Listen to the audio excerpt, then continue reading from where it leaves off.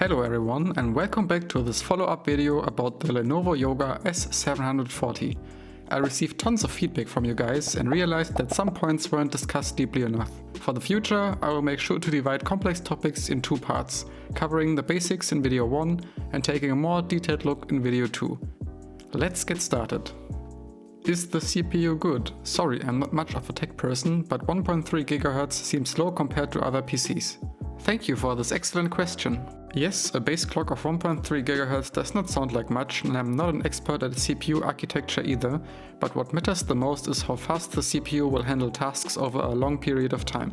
Intel claims that a single core load will boost the frequency up to 3.9 GHz, while multi-core loads seem to reach around 3 GHz on average.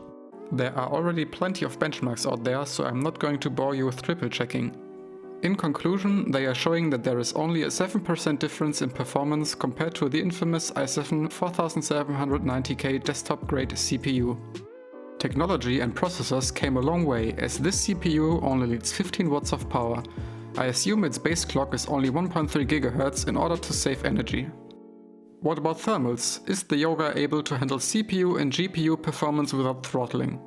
Thermals are better on the slim version of the Yoga, as 2 heat pipes and 2 fans are handling the job. Throttling occurs after a short while, though the notebook is not really getting that hot. The peak numbers you saw at the right side only occurred for a very short time at the beginning, but afterwards the temperature set around 80 degrees Celsius.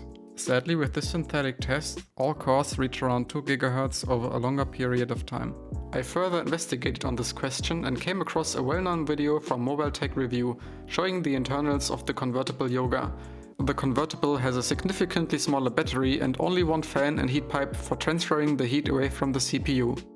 As also some people asked about CAD performance, I downloaded Fusion 360 and tried for myself. Performance seems really good on less complicated projects, but I still would recommend a secondary screen. I also received another question about fan noise. I heard that some early models of the Yoga S740 had issues with fan ramping. Fan ramping happens when the fan spool up and spool down time were inaccurately set in the BIOS, and the fans keep switching on and off at a certain temperature threshold. My unit from January didn't have any of those problems, and I cannot find any recent articles about this problem. The only times my fans kick in are shortly after booting, while editing and while charging. The fans won't run when watching any kind of videos or doing work with Office software. Lawyers, we're like health insurance. You hope you never need it, but man, oh man, not having it? No. Speaking of productivity, battery life is excellent when doing light work such as writing, texting, browsing and watching videos. With workloads like those, 8 to 9 hours are easily achievable. This of course rapidly diminishes when utilizing the GPU and CPU to their full potential, drawing up to 40 watts an hour combined out of the 62 watt-hour battery. It never continuously draws 40 watts, so worst case scenario with heavy workloads is about 2 to 3 hours of battery life, which doesn't sound like much, but it is still better than most gaming notebooks. On top of that, it charges from 0 to 80% in just 1 hour. I got some more questions concerning the specs. Is the Full HD display capable of HDR? Short answer is no. Windows shows that HDR videos are playable, but no white color gamut content or HDR video games. This makes perfect sense after looking at the 72% NTSC color gamut coverage, which translates to about full sRGB coverage. This screen is perfectly suitable for photo and video editing, but only if you calibrate for white balance. I heavily adjusted the white point from cold to warm, but after that there was no noticeable deviation between pre and post calibration. As I have no footage of the calibration process, here you can see my perfectly calibrated Acer monitor in comparison to the Lenovo. For outdoor use, I can't recommend the Full HD screen as it doesn't get bright enough.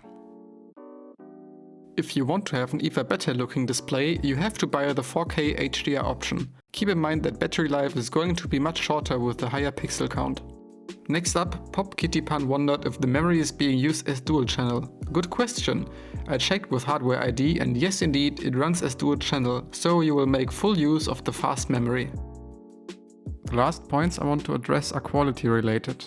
At the beginning when I got this laptop, the screen hinge was a little squeaky, but now after using it for many months, the sound disappeared. The rest of the laptop is very sturdy, the screen has very minimal flex, just like the screens from Dell. The keyboard doesn't bend much either. Let's spend the last minute of this video listening to various sounds.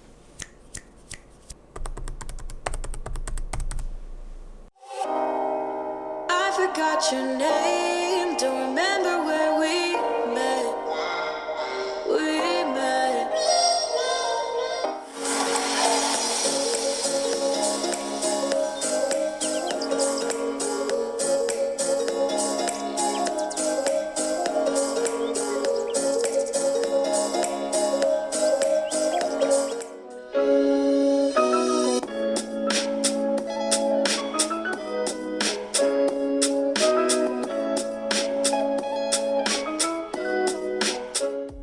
That's it from today. If you like this video, give it a thumbs up. If you want to see more about technology or media production, hit subscribe.